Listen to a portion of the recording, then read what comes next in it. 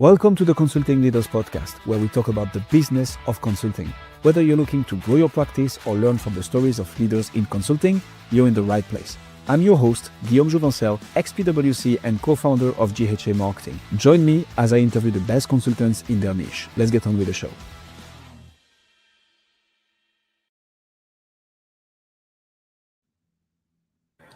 Kris, welcome to Consulting Leaders. Happy to have you. Yes, happy to be here. Let's jump straight into it. What got you into consulting, Kris? Great question. I think it's because I had this really strong desire to help companies just get better and to really focus in on their employees, knowing that if their experience is better, the company just runs more smoothly, people are more productive, all of those pieces. And I think the second reason is that I am fascinated by all the different industries, all the different companies out there, and really getting under the hood to understand what drives them, how they work. And so I just feel like I'm always on a continuous learning journey, understanding and getting to know organizations out there. How do you make companies better through employees? How does one do that?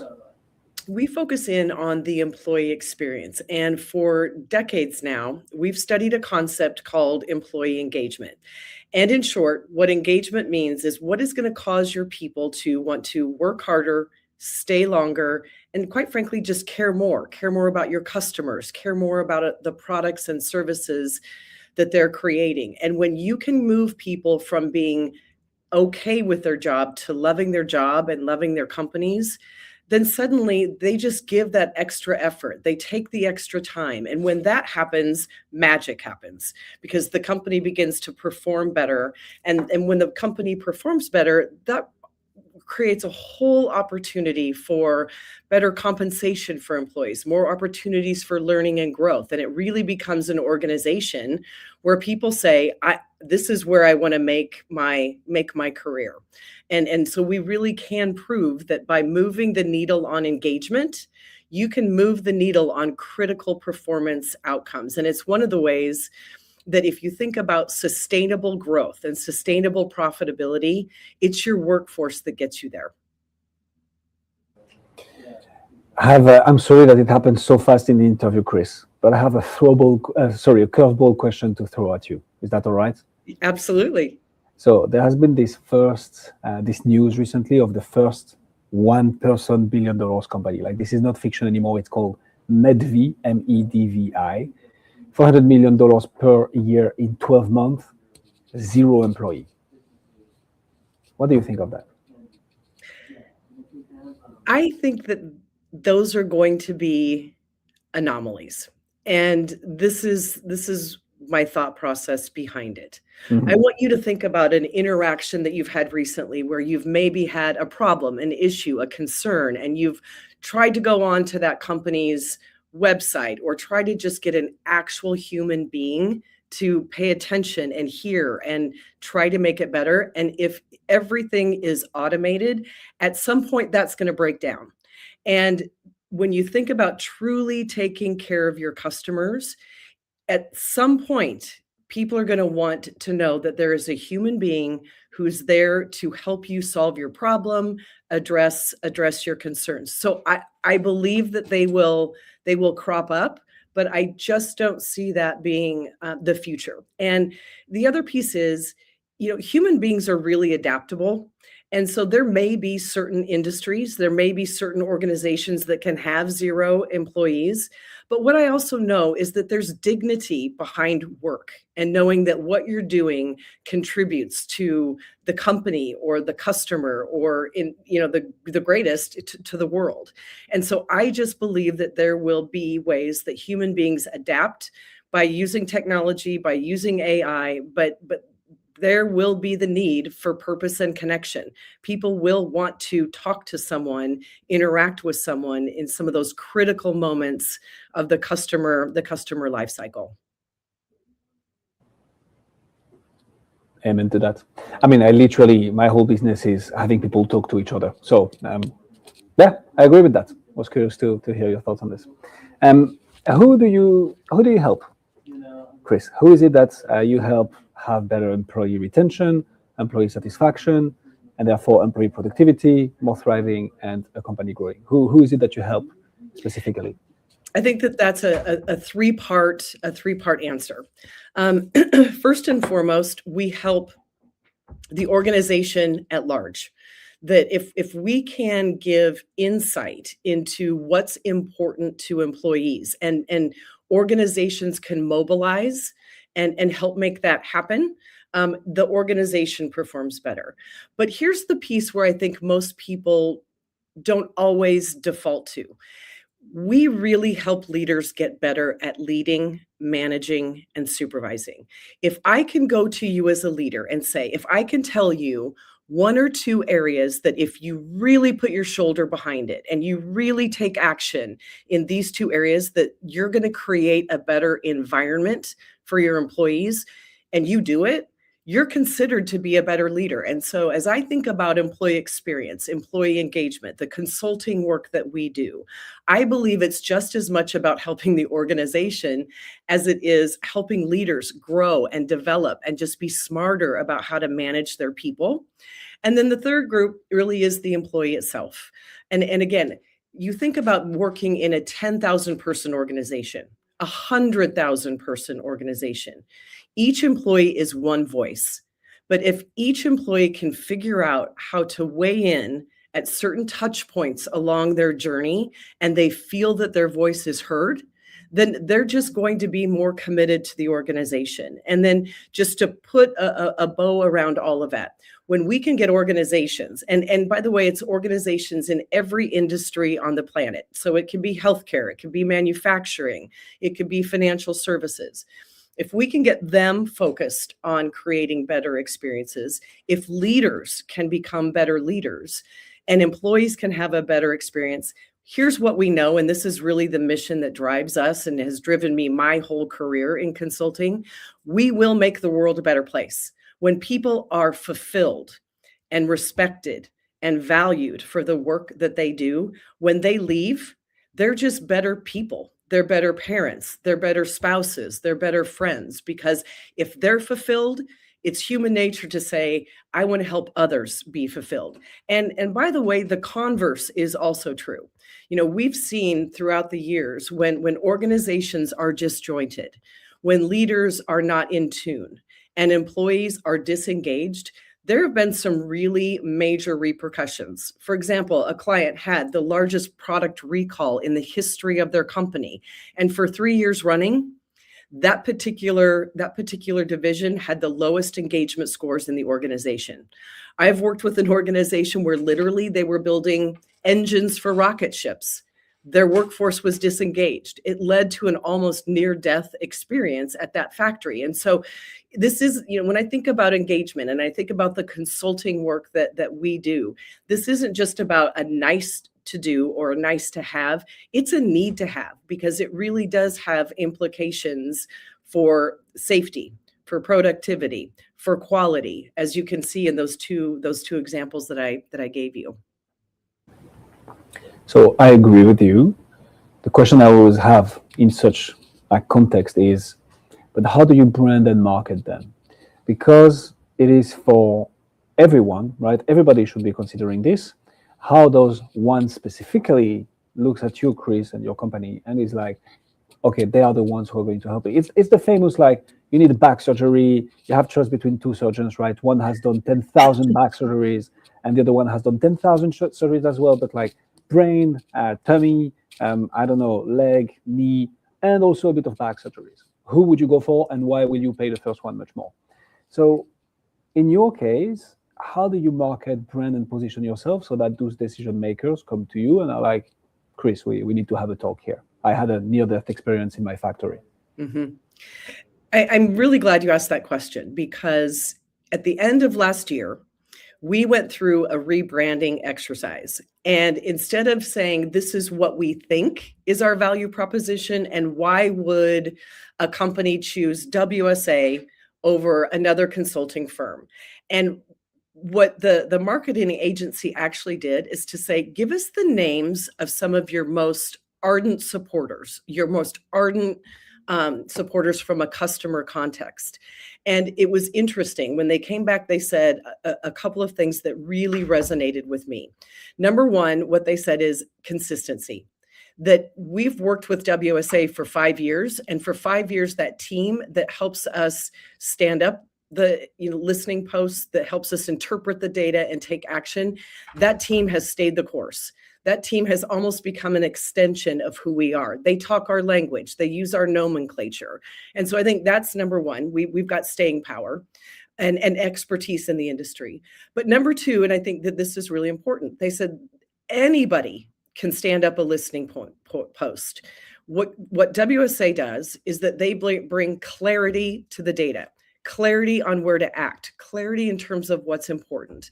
And then lastly, they just said, at the end of the day, we know that WSA is just as invested in making our companies better as we are. And so when we go out to the market, there's all of that. So it's again, I go back to, it's the human side, it's fit, it's connection, it's, do we resonate with a prospect? But number two, we can't just say that we're good at what we do. We do sit on one of the largest databases of employee research in the world. And that's not bragging. What that really means is you could ask us most any question in the employee experience space. And if we don't know the answer, we can go into that database and dig for the answer. And so it's in our name, Workforce Science Associates. We really do come armed with the most relevant, robust data in this space. And we've actually gone in and looked at our clients who have gotten better year over year in terms of the employee experience. And they closed the gap on average by 10.6 percentage points on engagement year over year after year. So we can actually, when we're in the sales process, we can actually prove to prospects that that we can make them better. But Guillaume, as I would say, we are the best kept secret. And that is our challenge, that, we sit in Lincoln, Nebraska, and we don't have the resources as some of the really large consultancies out there. And so it really is relying upon word of mouth and really trying, some of the more economical, shall I say, ways to reach out to people. But it's why I wrote the book. It's why we're trying a lot of different avenues just to get our name out there, because when we do, we have clients that have been with us for 15 years. And so that is the challenge, especially if you in the audience are small consultancies. It's really hard sometimes to be able to get the word out there. And so I think as we move forward, it's one of the areas that we really need to invest in, but we have to be smart about how we invest in getting that outreach out there. Okay, you're giving me a lot to follow up on here, which I love, Eric. You're, oh my God, Erickson, Kris, but you're making my job harder. So two things. First is that database. That's super interesting. How did you come up with the idea of being like, hey, we're gonna build that proprietary database of insights that we're gonna be able to leverage not only for our clients, but also to sign more clients? Where did that come from, and how are you making it one of the largest database in the world in your specific space? I think that's gold. Well, I wish I could tell you that it was our idea. There are a lot of us at WSA that came from a company called Connexa. And for those of you who know about employee experience, Connexa at one point was the largest survey provider for engagement surveys around the globe. And IBM then came in and purchased Connexa. But it was at Connexa that a gentleman named Dr. Bob Weldon created this genius idea of, we capture millions, tens of millions of survey responses a year. What can we learn from those responses? And then number two, what companies kept asking for in the early stages of Bob building this database at Connexa is, how do I know how I compare to other competitors out there, people that I would compete for talent? And no one for a long time had anything but anecdotal data. And so when Bob and his partner Skip started building this database, it became invaluable because executives are competitive people. They want to know, how well are we doing?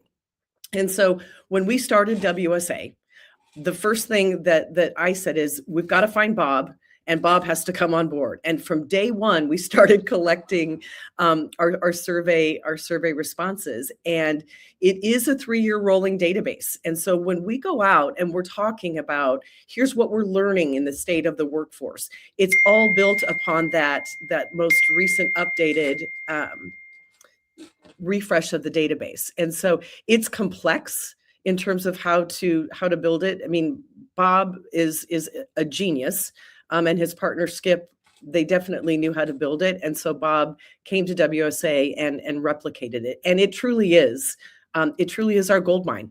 And it really is where we have people asking all the time for more of those insights. So I love this. And my follow-up question obviously is, how do you get out of being the best kept secret? What you're telling me, Kris, here is, it makes me think a lot about when I started learning YouTube to see how we could do better with podcasts on YouTube specifically. And so I consumed what the best in the place were doing, right? So Mr. Beast. And one of the things that he says is, you can have the best content in the world. If no one clicks on it, no one will watch it, no one will engage, no one will come back. And when you're in the B2B space, no one will, book a call and see how you can help. So this is gold, what you're telling me. Actually, you're the first guest who brings up in 400 episodes, hey, we've built our own database for the specific things that we do. Back in my days at PwC, we had something similar for bank fees, completely different space. But anyways, but then the challenge becomes, we have this. And we know that if we put it in front of the executive team member that takes care of employee engagement, they're going to love it. How do we get it into as many hands of executives in charge of employee engagement? So that was a long rant. What are you thinking? What's your thought process to get out of this best kept secret? And obviously that's something that you're walking through right now. So I'm not expecting a perfect answer, but I know so many people listening to us right now are facing the same challenge. So it's always interesting to hear how other people are thinking about it. What's your thought? So from day one, when we created WSA, what we know is to listen to employees. You need two things. You need a really strong strategic technology platform that can reach people where they're at, wherever they want to take surveys. That is not the business that we wanted to be in. We are not technology experts in terms of engineering, but what we are best in class at is delivery of listening programs and consulting on those listening programs. And so from the very beginning, we knew we had to go find a technology partner that was just as good at creating technology as we are at delivering on the services. And I have looked at every survey platform out there. And the one that, and this is not a commercial for Qualtrics, but I will say, when we really summed it all up, it was, here is this multi-billion-dollar company that has the best technology out there. And oh, by the way, they have a massive sales force. And so we were very strategic in saying, we would love to partner with you. And that is truly how we will continue to get our name out there, because they have, hundreds of salespeople that are constantly calling on prospects. And what we've done is be very strategic about building relationships with the salespeople within Qualtrics, because they're our multiplier. And that has really, that really has led us to massive growth. So as I think about all of you out there who are struggling with this, the first thing I would say is know your swim lane. And what do you want to be known for?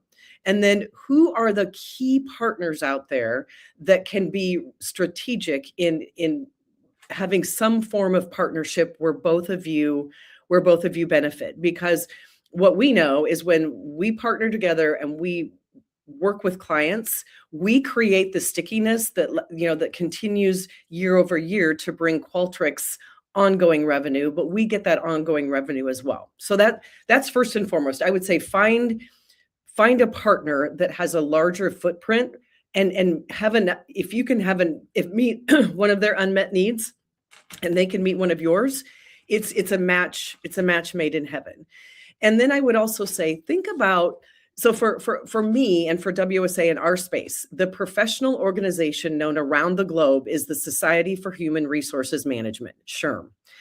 And we were very strategic, again, in reaching out to them saying, we have some really great content and we have a good technology partner. Why wouldn't you want to offer this up to the tens of thousands, the hundreds of thousands of HR professionals that you have? And so again, going back to that forming strategic partnerships, we've been a partner with them for now 4 years. And we've negotiated some things around doing webinars that reaches 100,000 people. I just did a webinar a month ago on our state of the workforce that ran on the SHRM platform. And we had almost 3,000 people sign up. I had over 1,000 people join. And think about that reach for a moment. And by the way, it was free marketing for us. It's also free marketing for SHRM. So again, and why SHRM wins there is that if you are a SHRM certified professional, you have to every year have so many credits to be recertified. And so our program is an offering that SHRM can give to those professionals, and they get a credit towards their recertification. So the professional wins, SHRM wins, WSA wins. And so that to me is one of the ways, name an hour-long program that you can reach 1,007 people. And by the way, it was recorded. So those other 2,000 people, they can take it at will and still receive those credits. So we're always looking for ways to partner with those right strategic companies that it's a win-win for both of us. And then I would say, continue to use your social media. I mean, LinkedIn can be a goldmine. It can also be a source of frustration because you get a lot of, just not relevant notifications. But we've really noticed that definitely is another good avenue. So if you're small, if you're trying to figure out how to be that household name, I would say strategic partnerships and look for ways that it's not going to cost you a lot of money, because all of us would rather, be out there with our clients than spending money on ads. So we're going a bit down a rabbit hole here, but I like it. How do you select the right partner? Obviously, here I'm interested in the answer because that's how people in my space are making decisions as well. But for you, who's built basically a business model, right? Not entirely relying on this, but heavily and rightfully, because you're getting good results from it. How do you go about selecting a partner, engaging with them and working long-term with them? How do you approach this, Kris? I think that there are a couple of guardrails or guidelines that we use. One, I go back to what I kind of mentioned earlier, which is we stay in our swim lane. We know what we're really, really good at. And then we look at now what will make us more effective, more efficient, broader reach, what's missing. And so again, for us, that was the technology, the technology piece. But those two alone will not make a successful partnership. What I would say is really most important, and this may sound a bit different than what most people would say, it's all about culture fit. That you have to be in alignment with what is it that you want out of this. We all want to grow our businesses and we all want to make money, but we're in the people business. And so selecting anyone that we partner with, they need to have the same maniacal focus on customers, because that's who we are and that's what we do. And so we, as I said, have looked at a lot of different partners out there. And if it feels that they're just in it for what can we bring them, and they're more focused in on just lead gen or sales, they're just not the right partner for us. that it really has to be a fit and an alignment in terms of what do they value and how closely does that match what we value? Because when you think about the true definition of partner, we're in it together. And so we need to know that they've got our backs and we've got their backs. Otherwise, it tends to be a very transactional relationship. And oh, by the way, prospects and customers pick up on that very quickly. That if they sense that there is daylight between you and your partner, it just doesn't bode well for the future. So I think there's always the business side of a partnership that has to make sense. But I would really guide you all to trust your guts, your gut reaction. Is this someone that you want to be in business with? Would you want and be excited to bring them in to a conversation with a prospect or a customer? Amen to that.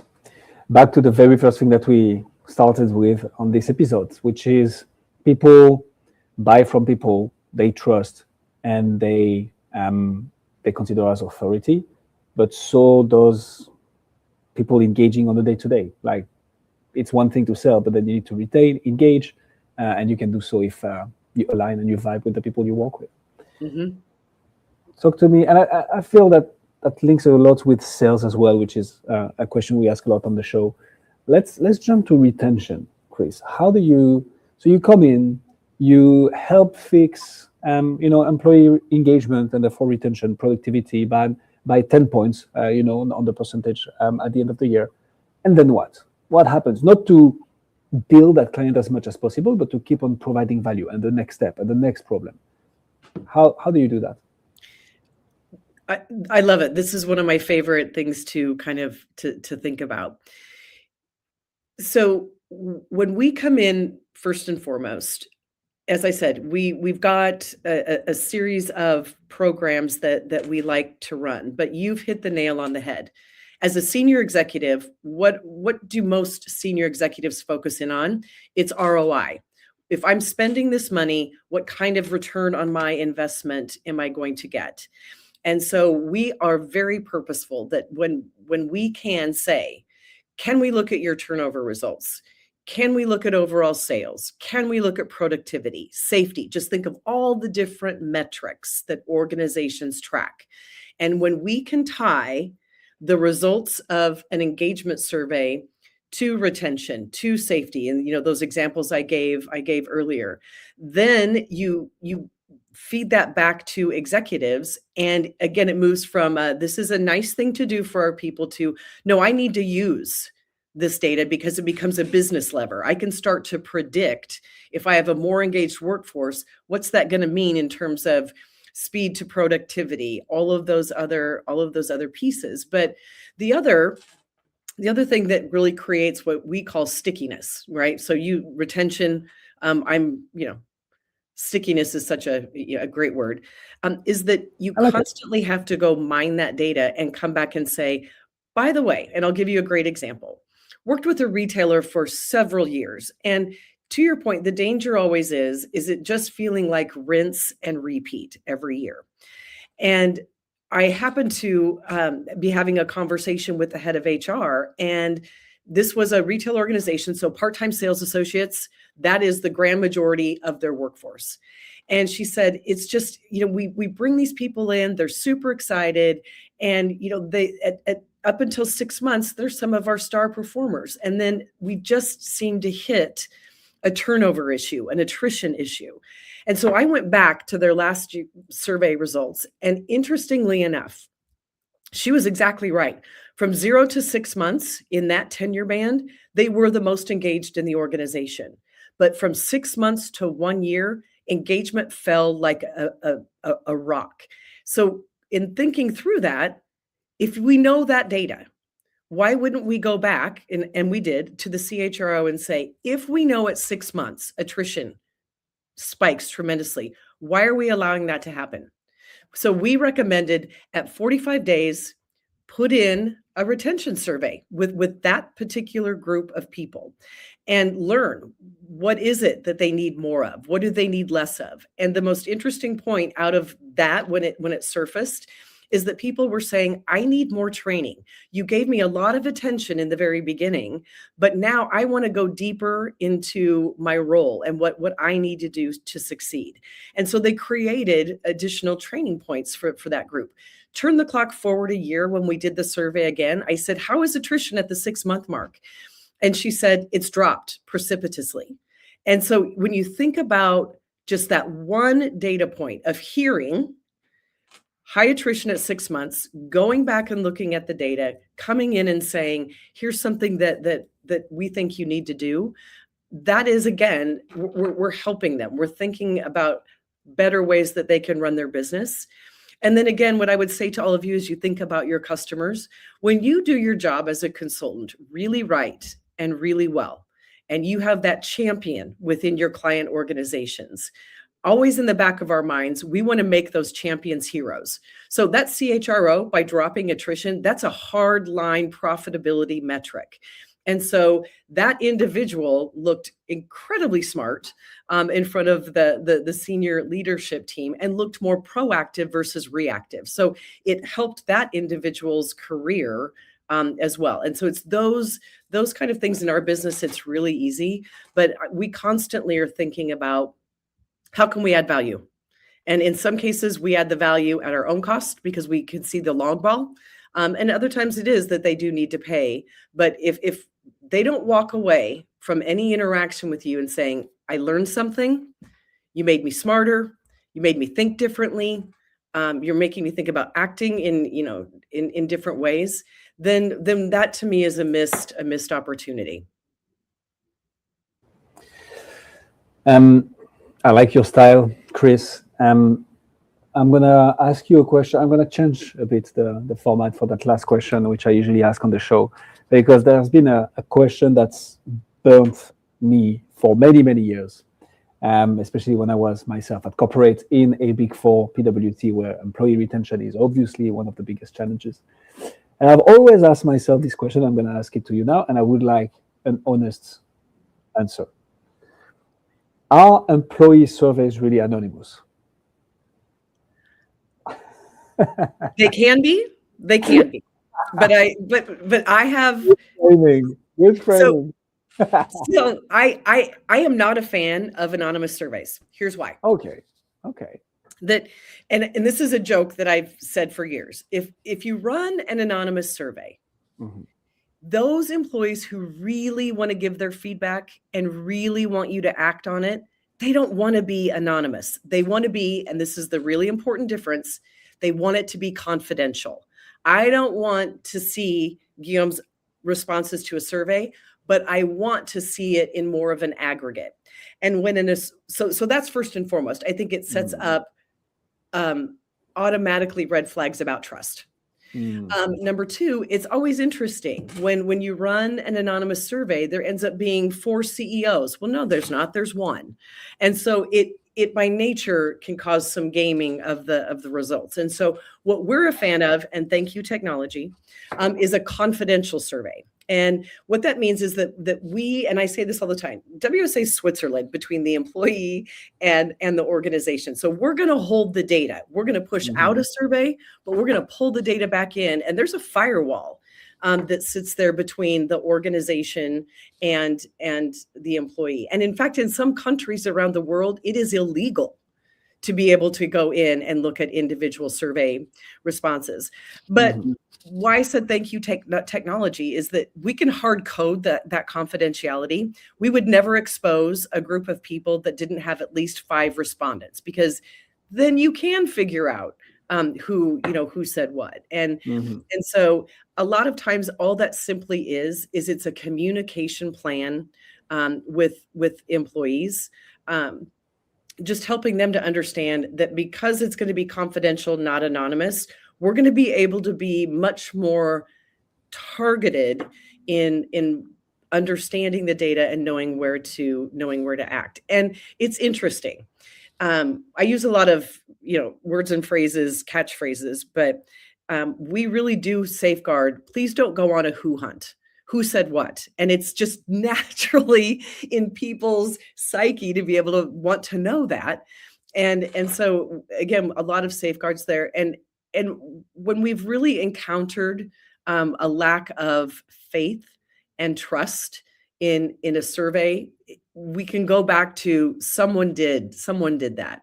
And so you just constantly have to coach and teach and guard against that, because when you can get employees to feel comfortable giving their feedback and knowing that it's going to be acted on, they can't give enough of it. And that's not just in the work that we do. Just think about that in general.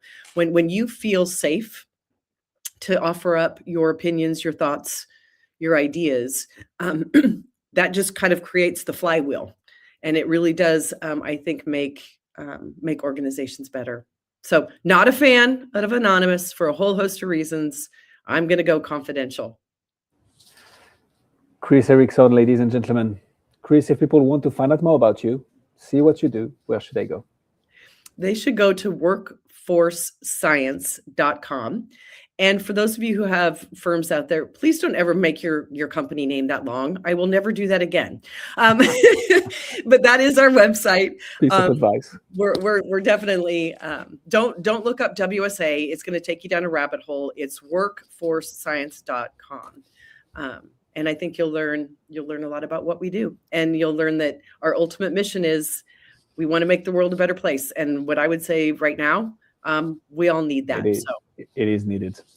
We'll put all the links in the description just so that people don't have to go down the rabbit hole.